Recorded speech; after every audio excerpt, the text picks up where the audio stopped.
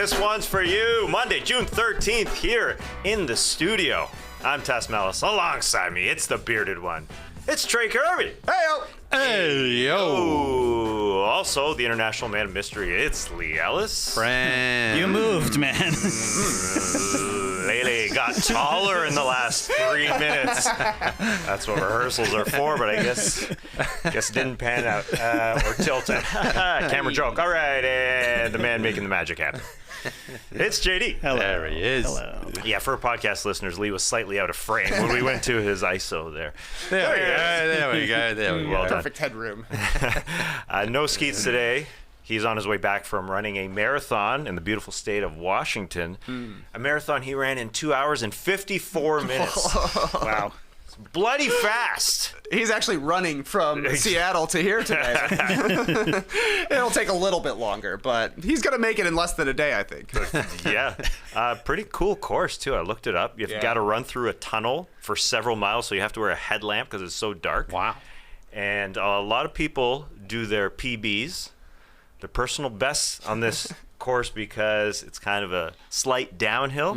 So we got a PB for JE here. PB for JE. Yeah, I looked up the course as well. It's pretty cool when they describe it's called like literally the light in the tunnel marathon he ran because you run through this 2 mile long tunnel and they say as soon as you get 50 yards in, all you can see a tiny pinprick of light down at the end. So that's something I'll never experience, but it's good to know somebody who did. Oh, yeah. It's exciting for Skeets because he wanted to qualify for Boston. He did with 2 hours 54 again, crushing that time. He's got to start a running podcast when he comes back, I assume. We're talking here about running for a long time. We can talk about it for 2 hours and 54 minutes. I can't even imagine running for 2 hours and 54 minutes. Like, it'd just be, I don't know, just crazy to be able to maintain it for that long. So, congrats. Yeah, and he's going to go crush Boston. He wants to go give Heartbreak Hill some of that heartbreak he suffered when he ran Boston a few years ago, but he's going back probably next year. And he'll be back tonight with an immediate reaction podcast following Game 5 of the finals. And then we'll be back, slight programming note, at 9 Eastern, Tuesday morning, with a recap of Game 5 of the finals. So we'll be an hour earlier. We'll get to your guys' trip from Boston a little bit later in the show, some details, because we were on an immediate reaction podcast on Friday. Everybody dropping in and out. Trey didn't get to talk about holding the top 75 ball. Tragic. Yeah. Well, come on, man. That's the top 75 ball. We were excited when we saw it in the distance. We're like, ooh. Yeah. That thing shines like a little prick of light, right? I mean, that thing is shiny. Yeah. It's beautiful. Photographs well, that's for sure. Yeah. Interesting. All right. Here's some dissent. I like it. Okay, you guys played with some fans, and we'll get to Leigh's Coldplay report. Can you tease us a little bit, Leigh? Oh, it was a hot night to see Coldplay. You did that when you got back. Yes. So we'll get to that a little bit later on. But first, Game 5 of the NBA Finals tonight, Monday night. Game 4, we saw Steph drop 43. Some out there saying this is the best Steph Curry we have ever seen. Trey, are you one of those people? Is this the best Steph we've ever seen? Tough to call. 2016 regular season Steph Curry. That was pretty special. Unanimous MVP. The Warriors won 73 games. He hit 402 three-pointers that season, led the league in scoring with 30 a game, had the double bang shot against OKC numerous times. Curry coming through in the clutch in the regular season. So maybe at the absolute pinnacle, day to day, night to night, 2016 Steph. But this is easily, by far, the best Steph Curry we've seen in the finals. And Leigh, I feel so fortunate to have seen that Game 4 live. We were talking pregame, before even Game 3, like, it'd be awesome to see a player game, you know, an Al Horford game, an Andrew Wiggins game. We got a Steph Curry finals game, maybe the best of his career, 43 points, 10 rebounds, joining a couple of schlubs, Michael Jordan and LeBron James, as the only players at their age to do that in the finals. It was his second 40-point finals game. He had a 47.8 rebound, 7 assist game in a loss to the Raptors, but this was a must-win game on the road. People were definitely feeling Boston had the advantage in this series. That's the kind of game that gets remembered for a long time, especially if the Warriors go on to win this series. Through 4 games so far, Steph's at 34 points, 6 rebounds per game. Not bad for a little guy out there. 4 assists, shooting 50% from the field, but 49% from three, 85 from the free throw line. Still slacking there. Yeah, bad, isn't get it? him in the gym already. Yeah. It's his most points per game in a finals. His rebounds are up there. His assists are low, which I think is kind of the point for the Celtics and honestly what the Warriors have needed so far. So kind of similar to 2019 for me, playing against the Raptors when KD eventually went down, when Clay eventually went down, and we saw Nick Nurse, with the lack of weapons that the Warriors had, say, hey, we're going to a box and one. And Curry was still able to have some nice games there, but the efficiency wasn't quite the same. He's doing all of this as well as the focus of one of the best defenses we've seen, at least in recent memory. The Celtics limited KD in the first round. They made things tough on Giannis. Jimmy Butler had his success, a couple of 40-point games, but he also had a couple of stinkers in that series against the Heat. In general, though, Celtics' #1 defense all year have continued to be great in the playoffs, and Curry is just doing whatever he wants. That's good defense by the Celtics on most of these, but it does not matter because Curry has taken his game to another level, which is exactly what people wanted to see coming into this finals. Sometimes it feels like Steph versus the Celtics, and he's still coming out ahead. Yeah, I think the last point there is what I was going to focus on too. I think particularly in playoff and final, Steph, this is the toughest defense I think he's ever come up against because the Celtics are just a force on that end, and they've got a great individual defenders in Brown and Marcus Smart and Tatum, but they've also got that team concept where you know that Ime Udoka's like, we've got to try to make sure there's always a hand or two in his face, and sometimes there is, and Steph is still knocking in these shots. I think individually as a finals performance that probably was his best game, but I also think I'm going the narrative angle here. I think because the fact that Steph hasn't won a finals MVP, and those two when KD won them, they were boring finals. Let's be honest here. They lost one game and they were lucky to lose that game, or unlucky if you like. Other than that, it's a sweep. And I think Steph's great. I mean, he's been so good and so consistent in all the playoffs and all the finals. If you check his numbers, he's right at that same point. But those ones just don't stand out because the Warriors won them so easily. And then you go back to 2015, and of course it was the big Andre Iguodala MVP finals moment. But Steph was still very good. I remember him absolutely cooking Dellavedova from when they were 2-1 down to finishing 4-2 the series. He was incredible, and he was pretty good before that. But the Cavs got the early start there, and there was no Kyrie, there was no Kevin Love, so the Cavs kind of, and LeBron were doing so much, it overshadowed just how effective Steph has been. But overall, you're just sort of seeing right now that while the Warriors are getting good contributions from a couple of other players, they're not getting a standout contribution, and Steph's kind of having to do so much of it himself. But those threes he's hitting where, you know, Jason Tatum kind of bumped him there, he shook off Marcus Smart, and then he went inside against Robert Williams where he just dropped in that beautiful teardrop like that. He's just in his bag. He's deep in his bag right now.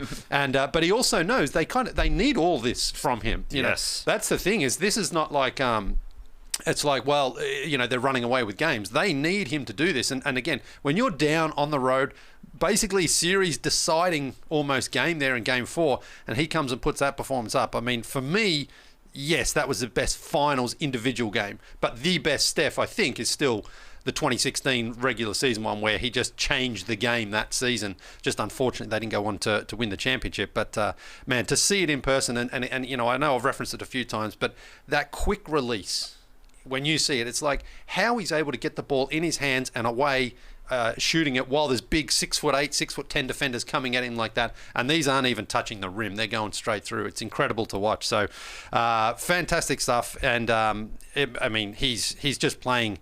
All his career, all that work he's put in, is really starting to come on display right now.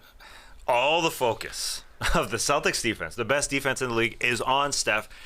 And we're watching a guy score 34 points per game, and it really doesn't compare to any of his other finals. I know sort of schematically the way the Celtics are guarding him, the best comparison is 2019 when there was no Kevin Durant because he was injured. Clay went out for a game. They played the box and won. They just went at Steph, and his numbers aren't even comparable. They're just not as good. They weren't as good in that series to what he's doing now, and the efficiency is ridiculous. And it's not just getting to the lane, as you said. They're jumpers that are just so pure. To be shooting nearly 50% from three on 13 attempts when all of the focus is on him. This is definitely his best finals ever. Steve Kerr keeps saying that he's his strongest ever, and that's keeping him more resilient and able to go from minute 1 to minute 48. And I was just in awe when we were doing our podcast on Friday. You guys obviously there in person. They got this freaking win with all the focus on him, and I thought maybe in the fourth, especially when he came on and he threw that pass over his head, and maybe all the pressure and all the focus on him would just wear him down over the game. But nope, he was still able to come through there, and his teammates. And I think my awe was about his teammates finally doing something in the fourth quarter. Clay and Wiggins really coming through in that fourth. It's a monumental performance, and I think, as Trey said, it'll only be really truly remembered if they win this series with what he's doing. I love that he's matching his age with his points per game number, that it's 34 for 34, because you said, Trey, that the only people who have done it at age 34 are those schlubs and LeBron and Jordan. It's almost forgettable that he's 34 years old, even though we've been seeing him forever. He's 34, I guess, just because he's so youthful, that he lost 2 years of his playoff career here during his peak because the Warriors kind of stunk. This is the best Steph, and again, for a jump shooter to be shooting these shots and to be shooting these percentages, it is remarkable, and it is a lot like the 2015 finals on the other side. For me, it's like LeBron carrying the Cavs, but this one could end up in a series victory. And not to belittle what Wiggins did with his 16 boards, he was very good, and Clay coming along, but this is all about Steph. It really, truly is, and this is his series, and yes, the narrative will be his if he wins this thing, especially if he wins Finals MVP and the Celtics are actually the victors of the series. Is there a possibility that Steph wins Finals MVP if the Celtics win the series? Now, obviously, traditionally it goes to the best player on the winning team. Obviously. It only happened once, had it's gone to a player on the losing team, 1969, the first time they handed it out because they weren't weighed down by tradition back then, right? And no precedence. Yeah, maybe the pendulum is swinging in the other direction just a little bit, because we all know who the best player is in this series. It is very, very clear. Curry has 137 points to this point. The next player is almost 50 behind. Tatum and Brown have 89 points in this series, and as I mentioned, those ridiculous percentages where he's shooting almost 50-50 from the field and from three-point land. And like you said about the 2016 season, when you see a guy go 50-40-90 for a whole season, we bow down to that. That is something that is so hard to do. We're watching it here in the finals for a guy who has all this attention on him. It's clear he is the Finals MVP. But will he get the votes? Will people are understanding here that I guess that we don't have to go by precedent, but those 11 voters will some of them sway away from Tatum or Brown, and maybe they take away the vote from each other because neither of them has been amazing. Like, if we see Tatum or Brown run away with this thing in the next 3 games, I think that probably hurts Curry's chances. But the fact that they're sort of both on the same level right now, maybe you can say, okay, well, those guys haven't been nearly as good as Steph. But if one of them takes a step up, maybe there's a chance there. But 11 voters, you got to have 6. Like, obviously, I'm trying to be realistic here. If this thing goes, it has to go 7. Yeah. And I do think there's more of a shot even than LeBron. In 2015, when he got 4 of the 11 votes, the other 7 went to Andre Iguodala. And maybe I bring that up because maybe there is a bit of a corrector here where the voters say Steph obviously needs a Finals MVP. He is the best player in this series. It's going to be hard to get 6. But do you think there's a chance? Well, but I think it has to go 7 if the Warriors don't win the series. If they win the series, there's absolutely a lock, no doubt about it. But if they lose in 6, then probably not. I mean, it's going to go to Brown or Tatum, I think, in that situation, because it'd be very weird if the Warriors only win 2 games and they still give him the Finals MVP. It would be even weirder, though, if they were to lose in 7 and Steph was to win the Finals MVP. So he would get his Finals MVP in the championship they lose. But look, let's say it goes 7 and it's a buzzer beater by Al Horford, but Steph has 48 points, then that's the scenario where he could absolutely win it. So yes, it's possible, but a few things have to happen, obviously, for that to be, and it just has to be 7 games, because you can't win it if your team doesn't even get that far. It's funny though, I do also think narrative again here, that because Steph hasn't won one, it seems like we're talking about it way more than we normally do in the finals about who the MVP is. I mean, last year it was kind of pretty obvious as well. If the Bucks win, it's going to be Giannis. No one else is going to get it. And if it's a Suns, it was either a Booker or a Paul, one of those two guys. But it sort of feels like we are trying to make this into like, okay, there's no way anyone else on the Warriors can win it. So the Warriors have to win it so Steph gets it. Is there a way he can win it if they don't get it? Well, I suppose so. But ultimately, Steph has talked about it, Steve Kerr's talked about it, and he would love it for sure. But he's way more interested in, let's just get the championship and we can worry about that other stuff afterwards, because this is not going to affect his legacy one way or the other if he doesn't win a Finals MVP, because he's a Hall of Famer, he's a lock already, he's been incredible, and this is almost just one of those like add-ons that we're talking about, because he should have probably won it in 2015. And then 2017, 2018, especially 2018, he was home after 2 games and he had a stinker in game 3. Kevin Durant had a huge game, and then they swept anyway, and it was almost like Durant sort of stole that momentum off him. So Steph's has been as close as anyone can be to winning a Finals MVP without winning one, but ultimately it doesn't really matter. He's more interested in winning the championship anyway. I think it matters. Getting a Finals MVP, that's awesome. And now that you've mentioned LeBron got 4 votes in 2015, right? That only went 6 games. I think it's certainly possible. Now hearing that Steph takes this, even if the Celtics pull it out, I'm with Leigh. It's got to go 7 games for Curry to be the guy.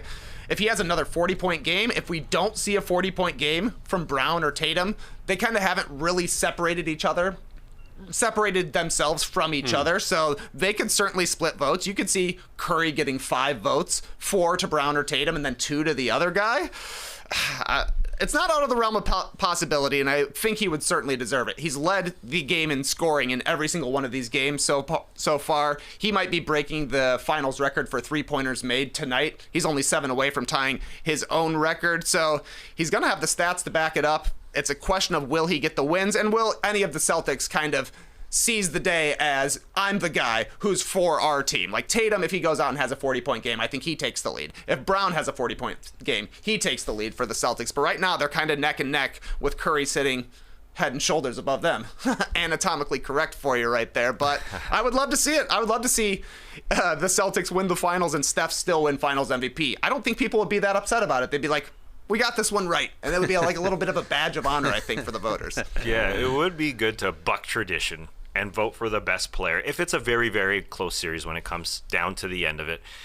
Because who cares? Does it have to be from the winning team? I guess there has to be a bit of a correction from the 2015 finals and a bit of a, hey, Steph deserves a finals MVP. And you sort of said it, Leigh. I know in the moment it's going to stink for Steph, and people will, poke fun that he won a Finals MVP in a series loss, if that happens. And I'm bringing up that. Yeah, I'm bringing up that scenario because if they win, obviously it's his. But yeah, people will say, well, he only got his Finals MVP in a series that he lost. But I think when you look back 30 years from now, it says Finals MVP on your resume. It doesn't really matter. It doesn't matter if Jerry West won it in a series that they lost. I don't think it really matters. I think it'll be good on his resume. Everybody knows that he should have won it in the 2015 finals.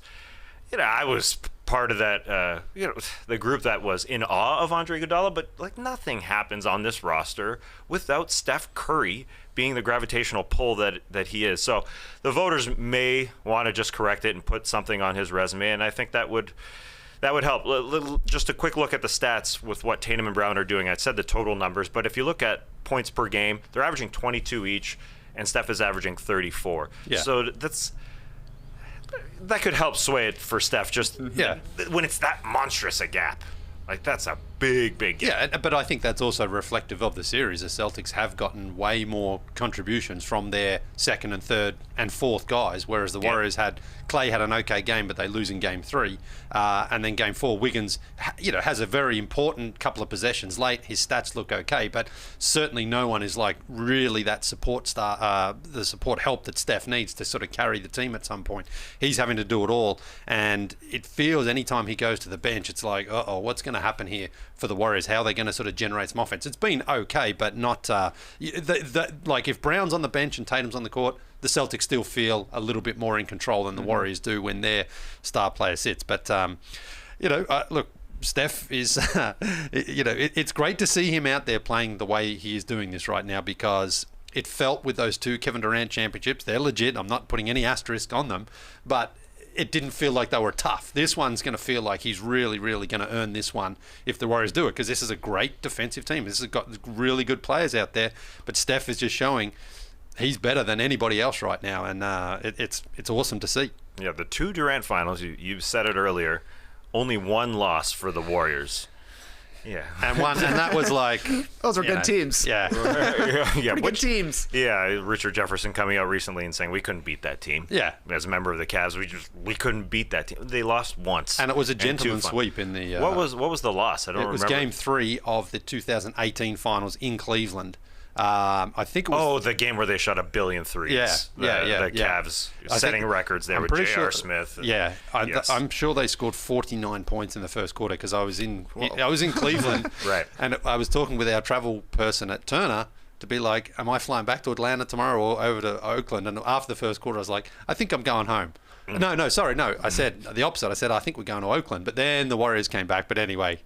Yeah, it was basically 2 sweeps from the Warriors in those series, and look, Durant was great and deserving of the Finals MVP, but this one just feels a bit more like this is the sort of coronation of Steph, that he's justified. He's going to get what he's earned over all these years if the Warriors win. The coronation of Steph. Coronation Street. Just the same word. No? I was thinking the same thing. It's a great word. Sometimes you gotta say it. So you mentioned the Celtics there getting it from a lot of different places. Unfortunately, they couldn't get it down the stretch in Game 4. Those were tight butthole minutes for the Golden State Warriors when Steph sat, I should say, at the beginning of the 4th. He comes back and somehow, Clay, getting wiggy with it on the boards. They pull it out, a 17-3 run to end that game for the Warriors.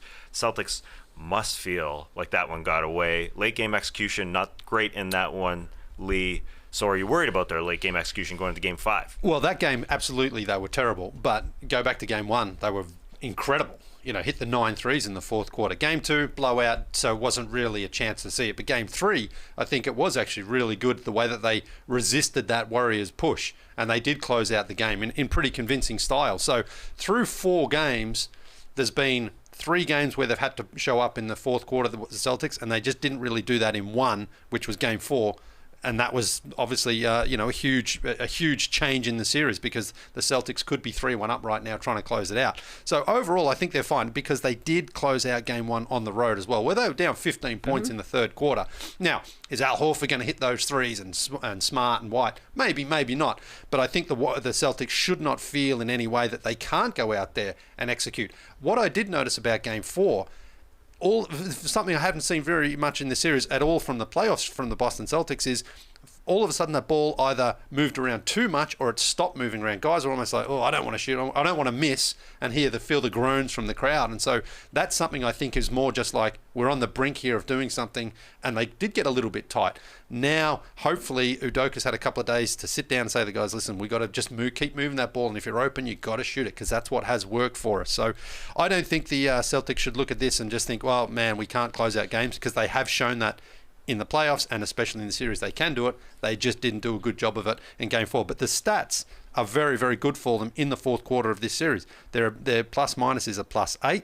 They're shooting 47% from the field. They shoot 42% from 3, and they only turn the ball over to less than 2.5 times. So, and they get 8 assists in the quarter. So overall, I think their 4th quarters have been better than what we saw in the last few minutes there of Game 4.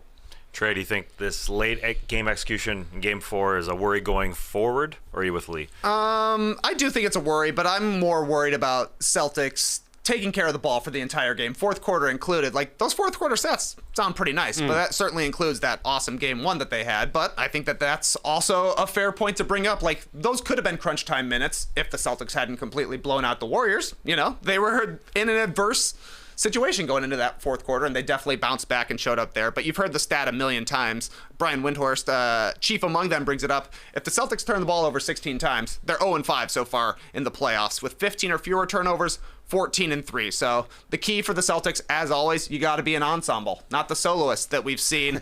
I think that, like, it was so weird to see Nemanja Bjelica check in the fourth quarter. It was. He didn't really do much out there. He was a -6. He didn't score, and he was a target every time he came out. But he was a target every time that he was out there. And Tatum, I thought, was like, I got to be able to score on Bjelica. Yeah. He had trouble scoring on Bjelica, which I thought was a surprise. But the bigger point of it to me was that it was taking the Celtics completely out of their drive and kick motion sort of game. It was just kind of like, here's our mismatch. We're going at it every time. It's going to be Tatum trying to figure it out. He's been talking a lot about not playing for the foul as much, playing off 2 feet rather than off 1 foot. But the offense just really slows down when they go into ISO mode, and it kind of takes Jaylen Brown out of the game, I think, because he's so good at grabbing a rebound and just pushing the ball. He plays so much faster than anybody else that's out on the court for either of these teams right now, and that's kind of one of the ways the Celtics have found success throughout the season is Brown surprising people with his athleticism and the tempo that he plays at. When they are in ISO hunting mode, you don't see that at all, and they're rarely going to Jaylen as the guy to attack. So I'm not saying we need more Bjelica, but if you see Bjelica out there, you don't have to have blinders going at him all the time. Just keep playing the basketball that works for the first 43 minutes. That's what everybody always says in the fourth quarter. Good luck trying it. And honestly, Tatum just needs to be a little bit better. He should score on Bjelica. He should be able to be effective against him. So if you're going to ISO, be effective, but you don't have to ISO every time. Yeah, are the Warriors just light years ahead? It's the old classic. Put Bjelica out there, he becomes the target. And what they also got accomplished, the Warriors did, was they took the focus off Jordan Poole as well. Those two were playing together. Bjelica and Jordan Poole were playing together, and they were still able to get stops. And Tatum was definitely specifically going at Bjelica, but then he was just lackluster even after Bjelica sat. Again, 17-3 run to end this game. Bjelica's not on the floor. The Warriors going with their defense for offense lineup. They sat Draymond Green in those minutes and went 4 wings, especially 4 smalls, 4 wings with Kevon Looney out there, and they got the freaking job done with Poole being out there. Tatum airballing shots. That was odd to see. You know, going back and watching those 12 minutes, Tatum was just bad, and they maybe thought they were home, and did go away from what they can do, which was odd. So going from the end of the game to the beginning of the game, Otto Porter started for Kevon Looney in Game 4. Didn't go well. Those first 6.5 minutes, not so good. Will the Warriors change their starting lineup again, do you think, Trey? Probably. They probably go back to their standard starting lineup, but I don't know. I don't know if the starting lineup is the thing that I'm really worried about, because to me the biggest things we learned from Game 4, Looney and Wiggins just have to play as much as they possibly can.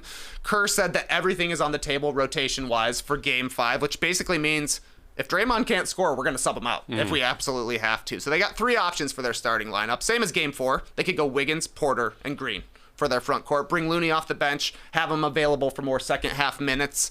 But like you said, Tess, pretty ineffective to start. Otto Porter just had no impact because the Celtics know if he's out there, he's just going to shoot threes. That's all he's out there for. They could go back to basics. Wiggins, Green, and Looney. It's their best defensive and rebounding lineup, which has been helpful. And Looney has been their best front court player, but the offense really struggles against a big, mobile Celtics team. Or they could go crazy. Wiggins, Porter, and Looney bring Draymond off the bench. Doubtful. And I don't really think Otto Porter has earned the starting spot over Draymond Green, but it could be more effective. The more important question, though, is going to be fourth quarter lineups. Kerr played it 100% right in Game 4, sitting down Draymond, basically going offense, defense, and then rolling with Draymond right down in the last 3 minutes when you needed him out there for defense, and you're not going to be able to stop every single possession. He seems willing to do it again. Draymond seems bought into it as well. So it's going to have to be a play it by ear thing for Kerr, I do think. If Draymond is struggling offensively again, if the Celtics are playing kind of straight up and making it so that he has to attack with the defender on him rather than a 4-on-3, maybe we see Draymond going to the bench for a Peyton or for a Porter or whoever's given Steve Kerr the best minutes out there. So, yeah, maybe a change in the starting lineup, but we definitely got to pay attention come fourth quarter time. Yeah, I'm just not sure when he brought Otto Porter into the starting lineup, what the plan was there. Was he just to try to spread the floor and open it up? Because he only took 2 shots. So if it's like instead we want to just try to get someone else going, they didn't really do that. But he went to Looney pretty quickly. So I think if he's going to do that, he may as well just start Looney. But the problem you do notice is obviously with Looney and Draymond, they can't shoot. Neither of those guys are shooting. Porter at least theoretically can. So maybe that's what Steve Kerr is thinking, is like at least there's the threat of the shot there from Otto Porter. But I think Trey's right as well. It's pretty amazing that Draymond Green was subbed out in the fourth quarter of a must-win game because they just needed better offense out there. I mean, this is a guy who's been a staple of what the Warriors do, and he's a good facilitator on offense, but it's kind of like the Celtics, he can't facilitate though if he's not shooting. Like if he will not shoot, that means we have the extra defender to throw at Steph, even though it didn't even matter in game 4 there.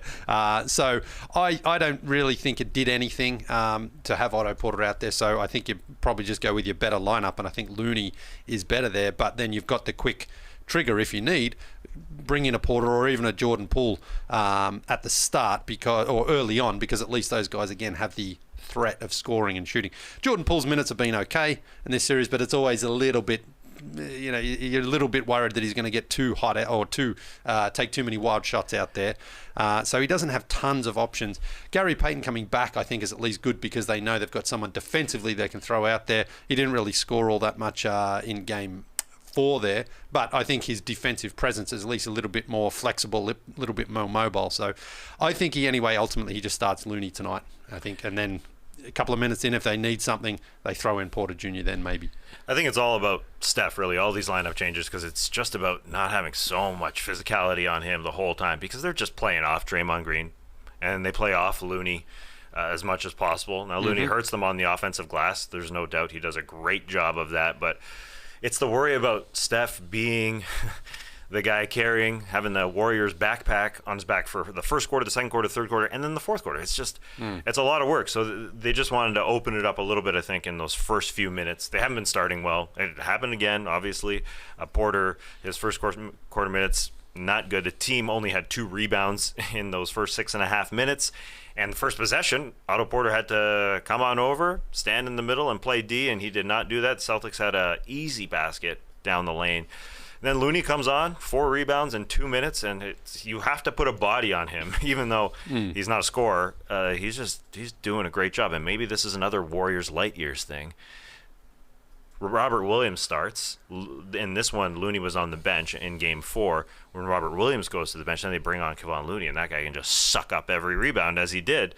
So maybe he's thinking, Steve Kerr's thinking to get him out there and play against the smaller backups, I should say, of the Celtics, because after Robert Williams, who can't play every single minute, it's Grant Williams as their biggest player that comes off the bench anyways to go along with Al Horford. They're not playing Daniel Tice right now. And either way, I mean, I say light years, it's probably Looney back in the starting lineup.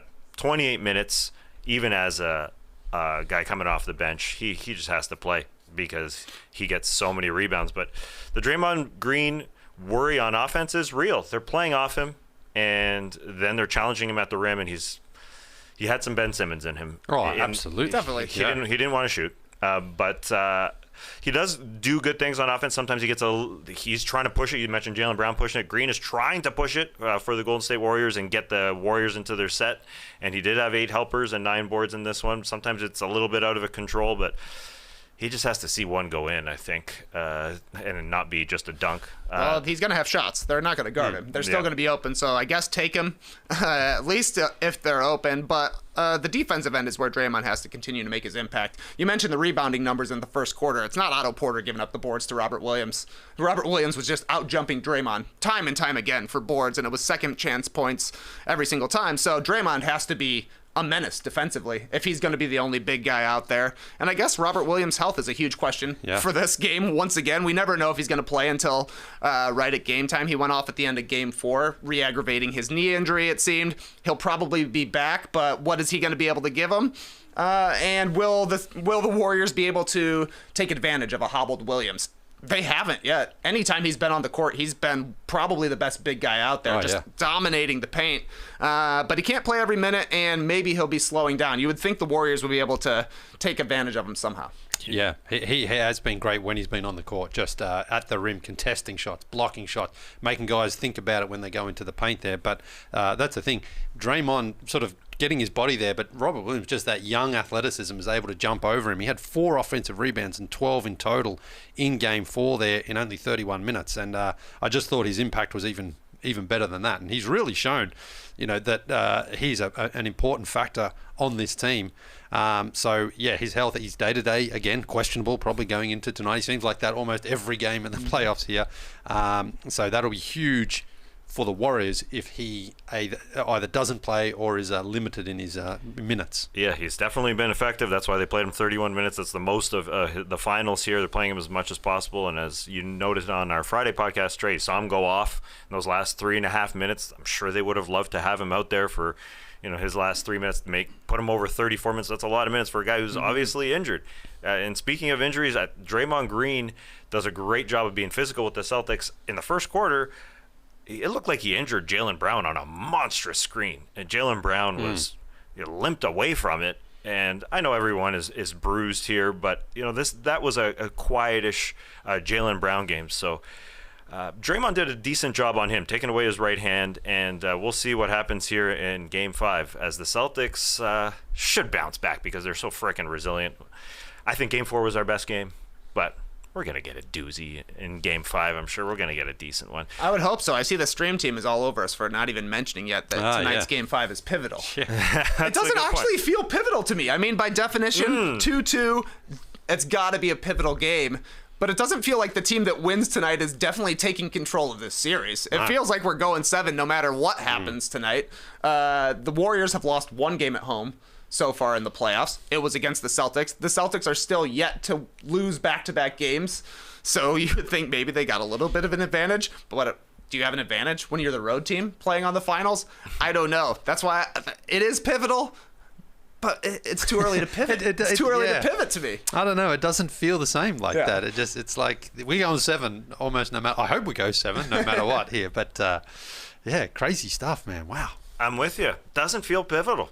It doesn't necessarily matter. Yeah. Because we've seen these teams, even if the Celtics lose, they did exactly this. They went and lost against the Bucks in Game 5. At home, too. At home in Game 5. Then they went on the road in Milwaukee and then came back home and won Game 6 and Game 7. Pivotal. Does it really matter anymore? Doesn't feel like it. I know the stats say, 73% of teams that go on, and you said 80 whatever plus on the podcast, is actually a little lower at 73. Oh, is it? 73 if you win Game 5 of a 2-2 series. Wow. Yeah. You'd think it'd be higher. But it was also so maybe you don't want to win tonight. Maybe you want to throw it. And, Great point by Jay here in the stream team. The Celtics have lost 2 Game 5s in a row, and they won both of those series. So, I mean, if the Celtics lose tonight, you're certainly thinking the Warriors have the advantage going to Game 6, but it's bounce back city for the Celtics all through this season and all through the playoffs. So maybe Game 4 was the most pivotal game. I don't know. It really felt like it could have pivoted. Like if the Celtics take a 3-1 lead, maybe we're talking about this is over. I don't know. Game 7, though, that one's pivotal. That is the most pivotal game you can have.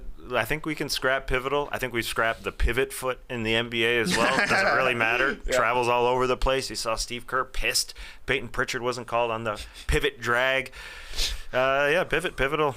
Done. Bucking the trend of finals MVPs coming from the winning team. Done. We don't care. New era. We don't need them. Anyways, tonight, an immediate reaction podcast following the game. Be sure to check that out on the YouTube channel, and then it'll be flipped into a podcast. We'll get to the guys' trip to Boston after this break. We're talking beans. We're talking top 75 ball. We're talking Ballin with some No Dunks fans. Yeah. And also a little Coldplay. But first, got to pay the bills. Yeah, guys, I got to existential question for you. Ooh. Has your butt been having fun lately? Oh, I'd like to keep that private, Jen. It's been having a great old time, yeah. Yeah. Well, I can tell you that mine hasn't, because I had a colonoscopy on Friday, and Thursday was pretty rough. So, my butt could use with some fun. So, you know what I'm going to do? I'm just going to hop right on to SeatGeek here. Hello. And, find something to do. Ooh, look at this. Motley Crue and with Def Def Leppard. Leppard. Oh, my God. Okay. What do we And got Joan here? Jett and Poison? Come on. Oh, Okay. my God. All right. Where am I sitting here? That's the question. You're sitting? No. Get standing room only, JD, please. Yeah, you're right. Yeah. I like how it still has the baseball field alignment. Yeah. Dugout, infield, $294. It's great. Yeah. What else? We got Braves tickets. We got the Atlanta United FC. I'd go see that. Machine Kelly with Avril Lavigne. Ooh. Nice. Who else? And Ian Dior. I don't know who that is. Look at all these green. The green dots mean good. A lot of greens. That's a good deal. Yeah. So, anyways, SeatGeek. Love it. Let me get to the copy here. Where is it? I've lost it. Here it is. SeatGeek is so beloved by butts everywhere, they've made it the highest-rated ticketing app, whether it's concerts, baseball, basketball, football, festivals, or anything else. SeatGeek puts tickets from all over the web in one place to make buying simple. SeatGeek rates every ticket from 0 to 10 to make sure you're getting a good deal. Green means good. Red means bad. Bad deal. Don't buy it.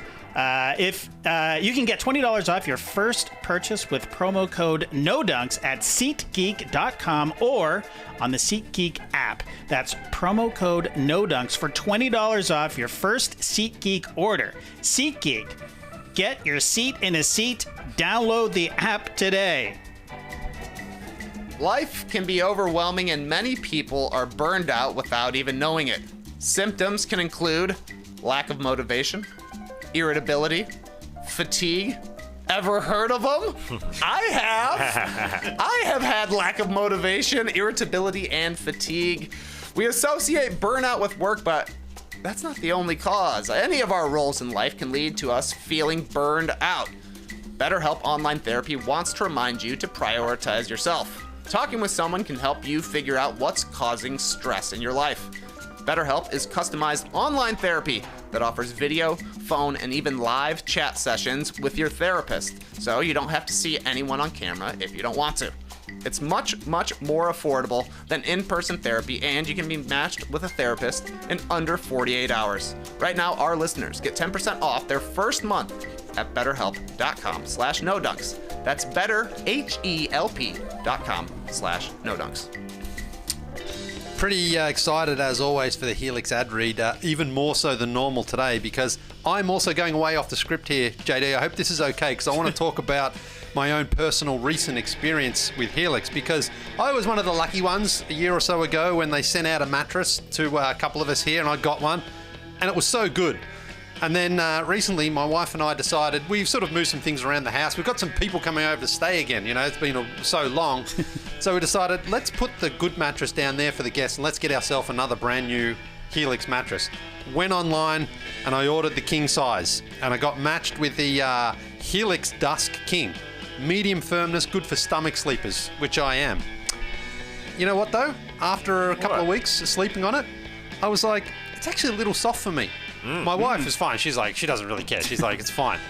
But I said, look, Helix has an awesome policy.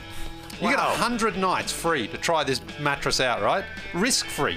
And if you don't like it, you just can basically replace it. So I went online and I decided I want a different mattress. I went one a little bit firmer, got matched, went on the quiz again, got matched with the Dusk Helix Twilight. A little bit firmer for me. Again, my wife's kind of like, she sleeps like a bear, a grizzly bear, so she's like, I don't really care. And I just want to say, this Helix Return Exchange program works as advertised. Basically what you do is, you go on, you order your next mattress, they arrange for someone to come and pick up your old mattress from your house, which they do, send me an email. We've got a few windows of opportunity here. Which one works for you? I said this one. They said great. They sent me a confirmation text. A couple of days later, said, just to let you know, we're going to be coming in this window tomorrow. I said, can you make it as close to this time, 9:30 in the morning as possible? They said, yes, we will. 9:33, they're at the door. They came to pick up the mattress. Fantastic stuff. So I'm actually now a consumer as much as I'm a spokesperson here for Helix. Quite and the endorsement. I just want to say, it is a great... The best thing as well, right? You know, sometimes with these return policies, 100 days, you think they're going to be like, oh, what's wrong with it? You know, you're just being picky. Sure. No, not at all. It's like, all you got to do is just go and buy the other one, we'll replace it, and we'll refund you the cost of the first one, which is just perfect. And it works like that. So do yourself a favour. If you want a good night's sleep on a good mattress, go to helix.com/nodunks and you'll get up to $200 off your order and 2 free pillows, which, by the way, these pillows aren't just throw-ins. These are fantastic pillows. In fact, I could have used one, and I think Trey could have done it in Boston last week. I mean, no one's going to, I don't want anyone to try to feel sorry for us here, but the hotel pillows... There was 4 to choose from. I went none for 4 on those pillows. I was twisting them and turning them and trying to stack them on top of each other. One way too soft, one way too thick. The Helix pillows, perfect. So next trip, I'm stuffing a king-size pillow into my bag. I don't care. I'm doing that. Anyway, as I say, Helix is offering up to $200 off all mattress orders and 2 free pillows for our listeners at helixsleep.com/nodunks. Go for it. Wonderful. That is wonderful to hear that your actual endorsement, you always say, it's my favorite part, that they say they'll return it, and it actually happened. It actually happened as smooth as you can be. They even send you a confirmation of your web chat with the person, so you've got that for your own records. Maybe next time I'll just read the I'll read the web chat. I heard almost that exact same ad read in the back of an Uber when we were in Boston. Leigh was just raving about Helix mattresses and complaining about hotel pillows to the point where I hadn't noticed the hotel pillows. I had no problems with him night 1, but night 2, after Leigh was telling me how many problems he had, I was struggling sleeping. I was like, Leigh Ellis is literally living in my head rent-free right now as I'm switching from pillow to pillow. I'm like, oh, Leigh would think this one's too soft. Leigh would think this one's a little too firm. Suddenly, it's 7 o'clock in the morning. It's time to wake up. So, anti-recommendation... listening to Leigh talk about pillows when you're trying to sleep, because it's all you'll think about later on. Very funny. All right, well, let's get to that Boston trip. No more pillow talk. Let's get to the fun parts of your trip. A lot of great stuff that you guys did. First, we had some technical difficulties on the Game 4 post-podcast show. We talked about the top 75 ball with Leigh, but let's get it from your POV, Trey. You touched the Galitzy ball. How'd you like it? I was so excited to see this ball up in the rafters. Both Leigh and I, when the NBA employee walked by with it, we're like, oh, that was the top 75 ball. And we're just constantly looking over our shoulders to make sure it was still around. Next time it comes back, Leigh says, I'm going to get a picture with it. So we got up close to it. We got a photograph of it. I will say, I don't know why I thought it was going to be made literally of diamonds or be glass or something, but it's just a ball. It's simply a basketball that's been bedazzled. Okay. There's a few sequins that are falling off for sure. I would say mostly on the corners, kind of where people's hands hold it. I'm sure they've gotten knocked off there, but man, it's awesome just to see it in person. And it looks cool in every picture. No doubt. It does. We were lucky to get that drapery kind of there behind as well. It looks like a formal sort of setting we're in there. And look at Trey and I. It's like we're with our firstborn there. Look at the smiles on our face. Gently holding it, making sure that we've both got good support there for the ball. But didn't want to drop it. Oh, that was the thing, man. It was exciting to see the ball. And as Trey mentioned there, the NBA employee, she was walking around doing some reel or something. Maybe we were on some funky reel out there because... she was walking past and I was like, oh, excuse me, can I? And then I realized she was filming something. But yeah, then you're sort of like, uh-oh, I don't want to be the guy who's all of a sudden it's just smashed onto the ground. I just fumbled it and lost control of it. Yeah, so if you drop it, a bunch of the bedazzled little gemstones would fall off, I guess. I think so.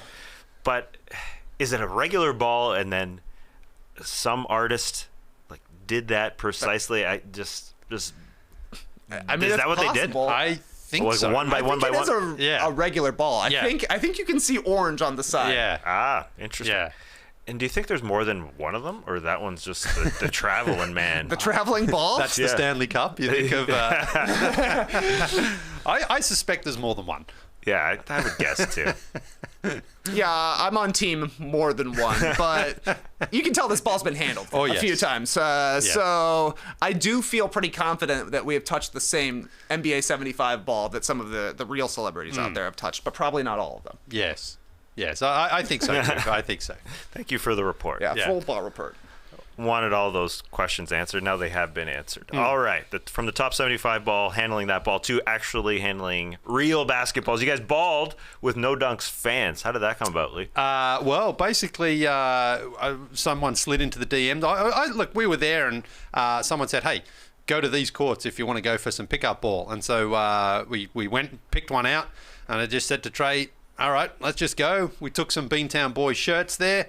Let's do a little drop and see who's around. And so we put it on social media, and I think in the end we had probably 10 to 12 fans turn up at different times throughout the morning or the afternoon run there, and we just played some ball, and it was awesome. It was so cool because at the start people were like, oh man, thanks for doing this is great, and we did the greetings and the hellos. Then it was ball time, and then it was like, all right, people want to go out there and show their stuff, and it was awesome, and everyone had a great time. And it wasn't, the good thing is, it was actually weather that you can play in. Down here in Atlanta, you couldn't play at 2 o'clock in the afternoon. No. It's just way too hot. But in Boston, nice little breeze. Well, the breeze, I say breeze, nice little breeze. Yeah. Playing outdoor basketball with any sort of a breeze is detrimental somewhat to the standard. There's the video that you guys posted. Yeah. It was you. Yeah, with wind. I mean, decimating you. Yeah, it was windy. It was super windy. But Cheeves came out. Mrs. Cheeves came out. And so many fans came along, and we got some photos with the shirts that we had there. It was really an awesome time. Yeah, we thought we had everything. We had Beantown Boys t-shirts. We had a place to play, a beautiful park. We had our basketball gear. The one thing we didn't have, however, was a basketball. Hard to pack a basketball. But shout out to Paul. Paul just walked up. He was just there to play some hoops. And he said he saw us filming, the video of Leigh saying come out and play. And then as he got closer, he said, I recognize the accent from somewhere. He was just showing up to play there, but knew Leigh, I'm assuming from NBA TV days. We eventually got playing once Cheeves showed up, played some 2-on-2, eventually morphed into 3-on-3. I don't know if you all got up to 4-on-4. I had to be on a call a little bit during the second half of the day. But I do have to mention, Leigh, you got the best of me in the one game that was on camera. But I was 2-0 for Trey before the cameras started rolling. I was happy to be beefing in those, in all of those videos, but I wish I had some more buckets represented as well. Because people were like, I'm surprised, you are really a big guy. I was like, yeah, it's true, I am a big guy. But Leigh was literally giving shooting instructions. People are like, I heard one of the fans who showed up say, they say Leigh's got a really nice jumper on the show, but it completely lives up to the hype in person. He's standing out there outside the three-point line talking about how he's mastered having his elbow underneath the ball and how it's really only a one-arm jump shot. It's just the same as a one-arm jump shot. Of course, he knocks down a couple in a row. Had a bad bounce on the next one, but that was the most hilarious moment to me. Leigh, 5 to 6 people standing around him, watching him break down the mechanics of his own jump shot. And then I even heard him utter at one point, somebody said, is there anybody you modeled your game after? He's like, well, defense, Hakeem Olajuwon. Just flew off his tongue. Yeah. No problem. He had a strip later on during the day, and somebody's like, that's just like Hakeem Olajuwon.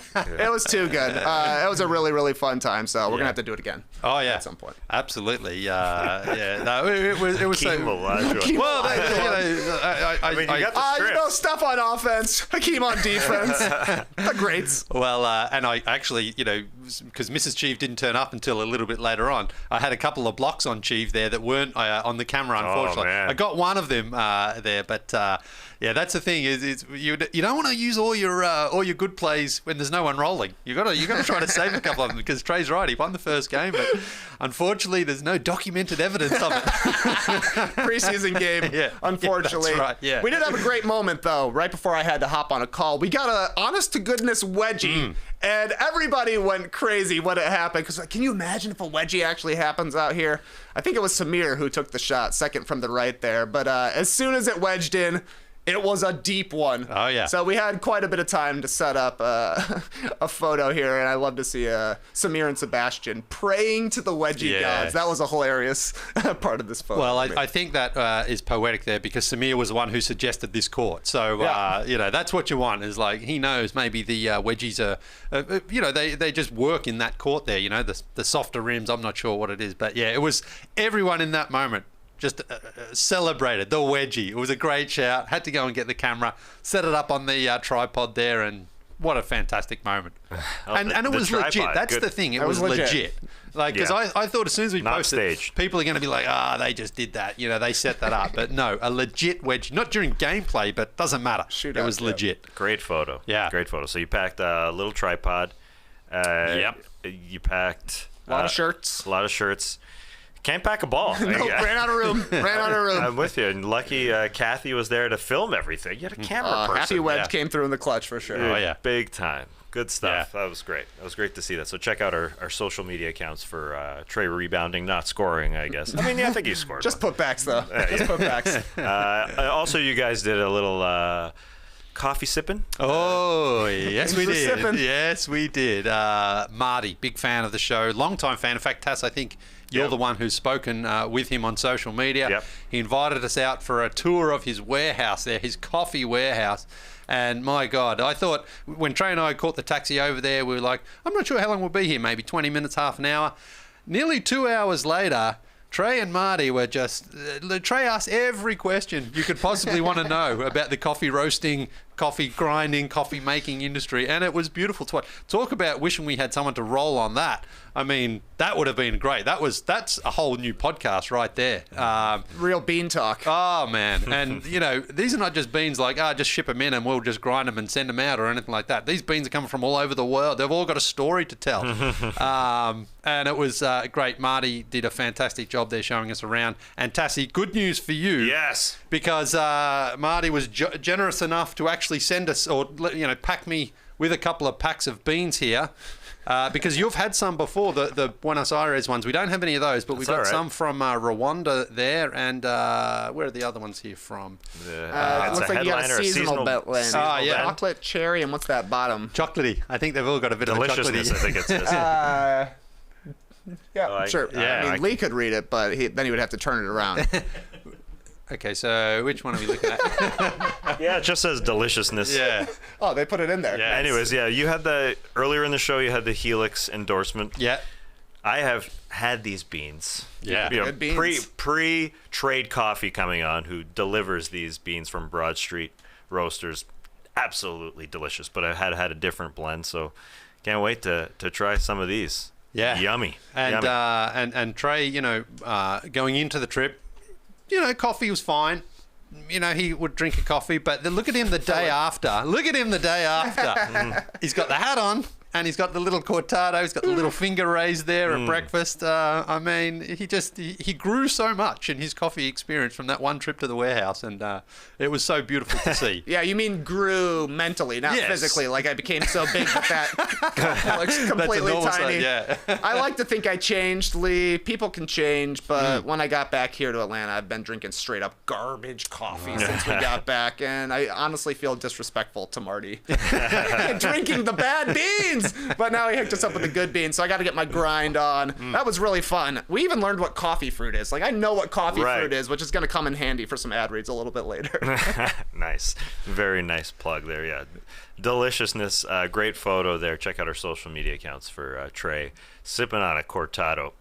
It's the perfect right amount of milk, if you want it a little milky, but you don't want a latte. Too much milk. Just a latte. Yeah, you used to be a latte man. I used to be a latte man. It's true. Now I'm just full on espresso the whole time. I had two in there with Marty late on the Wednesday evening, and you don't want to be drinking coffee too late in the night in case it keeps you up, but I couldn't resist. I mean, these were just beautiful. Pulled one myself.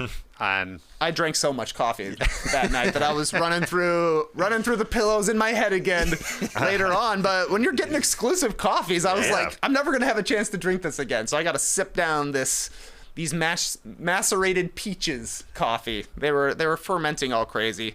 So I regretted it that night, no doubt, when I was staying up a little bit too late. That was among my among my 3 regrets, I mentioned the Bill Walton. We saw Bill Walton walking through. Wish I would have had a line for him, so I'm going to have one in the pocket if it ever happens again. And number 2, neither of us got the lobster at the Garden that day for Game 4. They brought out, they brought out the lobster. They brought out the crab cakes, which were good. They had quahogs. I don't know how to pronounce it. It's like a big stuffed clam that looked pretty wicked.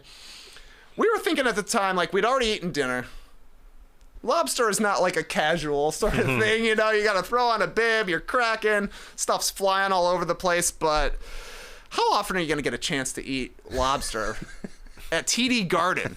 And we just completely turned our noses up at it. I think we blew it on that one, Leigh. Yeah, well, look, I think going in, I was like, yeah, I'm going to have some lobster. But then, again, you get there, you got your nice shirt, you got your laptop, you got your phone and stuff. Grab a full lobster. Yeah, and then you got to do the old tuck with the whole big old thing. You got to crack it away. It's like, that's an experience of its own. You almost need a shower after eating a lobster like that. So I just was like, unfortunately, I'm going to pass. But yeah, maybe we should have. Maybe for the story, it would have been great to just have one of us just there, just like scoffing away giant lobster. As much lobster as you can eat. Yeah. Plus, you guys put out the video having just had lobster rolls the day before. Yes. We've been big on lobster, Yeah, you done did it. And you did it this weekend when you got back, Leigh. People want to know about the Coldplay concert that you went to. Yeah, came back, went straight to Coldplay down here in Atlanta at the Mercedes-Benz Superdome or whatever it's called. And look, I'll be honest, I like Coldplay. I'm not a huge Coldplay head, but they put on a show. They put on an incredible show. Chris Martin is a fantastic entertainer, an incredibly talented musician. Plays the guitars and the pianos, and he writes and he sings and he does it all. He's fantastic, and they really do make an effort to make you feel welcome. Take note, Red Hot Chili Peppers. But who are coming to town? They are coming to town. Truist Park. I might even go and see them too, because I want to give them a chance. Redemption. But the crazy thing about Coldplay was how it actually intertwined with something that happened earlier in this week, because in Boston on Game 3 on Wednesday night, Nelly was the halftime act, and we talked about that, and I said, I hope I get to see Dilemma with Kelly Rowland, but you're probably not going to see it. Well, the craziest thing is, Saturday night, Kelly Rowland was at Coldplay. She came on and did Independent Women there with Chris Martin. Incredible. So I think this week I was probably the only person in the whole world who actually saw Nelly and Kelly, just not together. So that was just an incredible cap to a fantastic week there to see Kelly there, and she's great as well. Did a great job. I just wish Nelly. Imagine that. It was like Jerry Springer, and we got another surprise for you. Nelly's in town, and he's going to sing with Kelly Rowland. So yeah, awesome stuff. Great show. If you get a chance to see Coldplay, even if you don't love Coldplay like me, go and see him. It's absolutely worth it. I was on the floor with my wife. My wife was going crazy. I've never seen her jump around that much. She absolutely loves Coldplay. And it was, an awesome experience. Yeah, no seats? What was going on?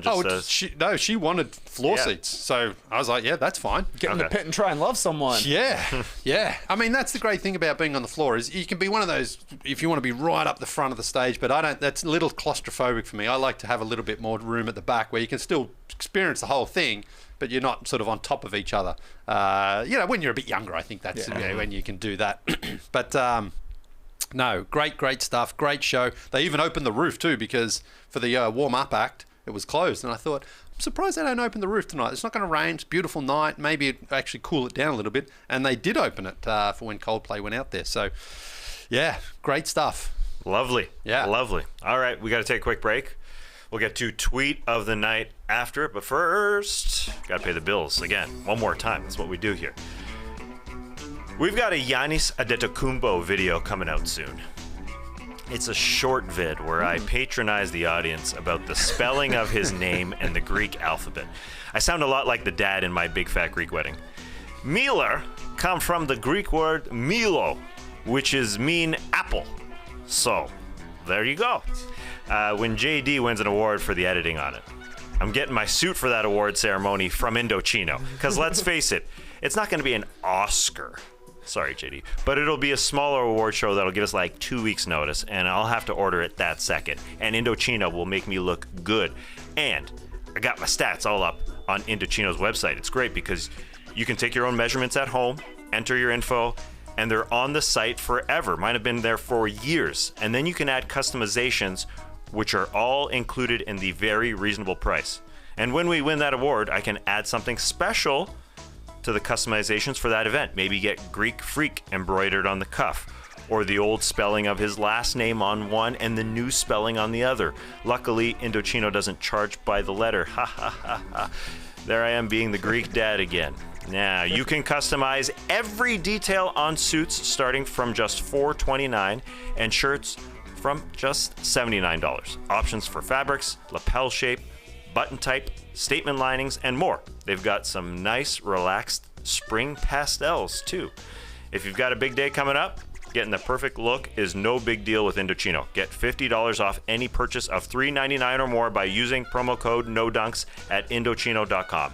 That's $50 off a purchase of $3.99 or more at INDOCHINO.com. Promo code NODUNKS. Baya style. Let me tell you all about the new Starbucks Baya energy drink with caffeine naturally found in coffee fruit. It's energy that's good.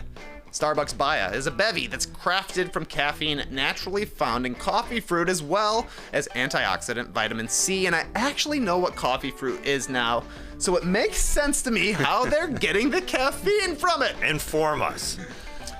Well, the coffee fruit is the fruit of a coffee tree. Usually you just want the beans or the seeds on the inside of it, but clearly there's a fruit. Usually we're just waiting to ferment that fruit away. You tumble it, it all tumbles away, and you're left with the seed on the inside. Okay. But if you don't want to ferment it, you could just harvest the fruit and get that delicious caffeine out of it, which is exactly what Starbucks did with their new Baya energy drink. And we gotta love these 3 delicious fruity flavors. Mango guava, raspberry lime, and pineapple passion fruit. Each of these beautiful 12-ounce, 90-calorie cans contains 160 milligrams of caffeine from that coffee fruit, giving you refreshing, fruit-flavored boost of feel-good energy in a way only Starbucks can deliver. Let me tell you, I could have used a Baya on Saturday. Had a late tip in Boston. We recorded a podcast after the game. By the time we were all packed up and back at the hotel, I wasn't getting to bed until almost 2:15. Woke up the next day to fly home at 4:45. Headed to the airport. When I landed, it was almost straight to the pool. The big guy was struggling. But I'm thinking that the fruity and refreshing flavor of Starbucks Baya would make it the perfect drink for tired parents at the pool. Maybe next time I'll break into the Classic Factory to steal one, or better yet, grab a Baya at any of the numerous grocery stores, convenience stores, and gas stations nationwide that carry it. Because there's no more delicious way to stock up on energy than with the new Starbucks Baya energy drink. Get it anywhere you get cold drinks. Great stuff. All right, back in the Classic Factory. We've already given you so much, but why not a little tweet of the night? Tweet of the night. Wow. Twitter. What do you got, Leigh? Yeah, well, one of the big talking points, of course, of the playoffs has been Draymond's up and down form, so much so that his own mother has been getting a lot of inquiries as to why he's playing so bad, and Mary tweeted this out. Please, people, stop asking me what's wrong with Dre. I don't know. Maybe this is a clone. LMBO. Where is the Draymond that helped get us here? I have never seen this either. I think she's deleted this tweet since then too. Oh, really? But she used to be extremely active on Twitter. She's dialed it back a little bit, but it reminds me of the old days when DeAndre Jordan's mum used to chime in too during games about her own son, and you'd ride the wave of the emotion of the game with the parents there. So Mary, she must have some stories to tell about a young Draymond. Wouldn't it be great to get her on for a podcast, talk about that? Well, people were asking, Draymond, have her on the podcast. That'd be a great up. Do it already. That was tweeted during Game 4. Yeah. When things weren't going all that well. Yeah. But then it's a balanced Twitter account. I checked it out. There's a lot of retweeting people who are saying, oh, he's doing great. He was providing defense. He was doing some stuff like we talked about, but you could see where Draymond gets his fire. She doesn't hold back, and she seems like she's done a great job raising Draymond into the young man he is today, the winner that he is today. Yeah, of course. If Draymond's mom is going to zing him on Twitter, then we should not be surprised that Draymond likes to zing other players as well. I'm with you, Leigh. I hadn't heard much from Mary Babbers Green over the years, to the point where when I saw this tweet, I was like, is that really her Twitter account? And I went through and clicked. Yeah, that was her dropping the LMBO. Draymond is a clone. But apparently, he eventually got to seeing the tweet. He was like, Mom, come on, take it down. But very, very funny, because Draymond in that first half, he was not looking like the Draymond anybody is used to seeing. I did a few weeks back giving out the conference finals MVPs for the past 10 years. So I went through a bunch of box scores from all those conference finals. And it's crazy to see Draymond scoring like 25 in a game, 30 in a game, in some of the biggest, most important games that the Warriors were playing, to the point where now he's basically not even looking for his offense, and the Celtics are using that to their advantage as well. So Clay was talking about how he likes to throw Game 6 Clay into YouTube to get his confidence back going. Maybe Draymond should watch like Game 7, 2016. Yeah. Not the greatest ending, obviously, for the Warriors, but an incredible game from Draymond. So if he can go out there, didn't he hit like seven threes in that game? He had like 33 points or something like that. Had a massive game. We've seen Draymond play offensively, but it's been quite a while. He had 32 points, 15 rebounds, 9 assists, 2 steals, 2 turnovers, 6 for 8 from downtown, 11 for 15 from the field in that game. I mean, that was just incredible. Yeah. You know, but that's the thing is, I always thought of him as a reasonably reliable 3-point shooter, but he's just lost that confidence for whatever reason. So hopefully he will get it back in this series. Interesting, going back to that series, he also had a 5 for 8 from downtown in that series, but then he also went 0 for 10 over the course of 3 games from downtown. So he certainly is a bit feast or famine, but you would think a guy like him who's experienced and been around would start to realize, like, I can hit these shots, and if I can do it, the Warriors almost certainly going to win the game if he was to become some sort of scoring factor. Yeah, that is definitely a tiny bit of a worry for the Boston Celtics, that Draymond or somebody else gets a little bit hot, as Steph has carried them here to Game 5. Yeah. They are champs for a reason. One thing that's sad for me is that Mary Babbers Green taught me what LMBO means. Somebody older than me taught me that laughing my bum off, or laughing... I thought, maybe it was a typo or something. Right, yeah. It's not laughing my ass off is, the one you always see. Laughing my bum off, I guess, a slightly more PG. That's a Nikias Duncan specialty. That guy's always LMBO. He'll never drop the A in there. But for me, it's always AO. You know. All right. Well, we are done here. We will be back first tonight. Skeets plans on kicking it with an immediate reaction podcast following Game 5, and then back here again 9 a.m. Eastern in the studio Tuesday morning, an hour earlier, to recap Game 5 of the NBA Finals. And as we go, our old friends, Clipper Bros. You heard it here first. Have a great time. Turn up. Love you guys. Awesome. Thanks for joining us, and remember, we got a new No Breaks today as well. 1 p.m. Eastern with Graydon to talk about Ferrari blowing it once again. It's going to be a sad one for my guy. Wait, not today. Not today? Tomorrow. Don't tune in today. Tomorrow. Tomorrow at 1. Not today? Yeah. No, not today. Let me check my calendar. No, the calendar says tomorrow. Calendar says tomorrow. I'm sure the calendar's right. Oh, this is great news. It's all right. It's an extra plug. Man, I prepped that whole podcast this morning. Wow. Perfect. Oh, good. Nothing to do tonight except for watch Hustle. Tune in this week. We might be talking about Hustle. Do not tune in today at 1 p.m. Eastern. There's no podcast, I just found out. Yeah. No podcast. Yeah, you guys are right. I'm looking at this. I felt bad now. about having not plugged it, but yeah, it's there tomorrow. Anyways, you got your work done, and you can watch Hustle, which we will definitely be talking about. I took the opportunity of these last couple off days and watched Hustle, and JD throwing in the recommendation of a lifetime. What did you say about Hustle, JD? I said it was great. Damn near perfect, I said, I think. Can't wait. Loved it. Can't wait to talk about it Spoiler with you alert, guys. I loved it. At some point. We won't put it on the calendar because we'll just screw it up, I guess. Yeah.